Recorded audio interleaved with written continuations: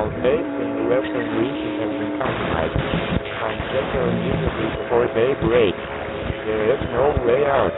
There is no way out. There is no way out. There is no way out. There is no way out. There is no way out.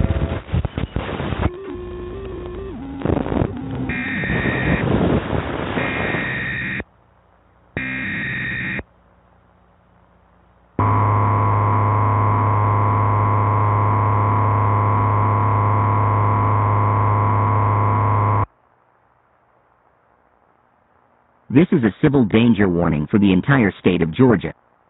This is not a test. All citizens are ordered to stay in their homes and do not leave under any circumstances. Lock all doors and windows. Block any form of light using blinds, curtains, or thick sheets of blankets. Failure to follow any of these instructions will result in certain death followed by an unexplainable conversion due to exposure to the sunlight. Tune into Channel 4 for more information regarding this life-threatening emergency. Within the next 30 minutes, a message from the President will be sent out to all forms of broadcast.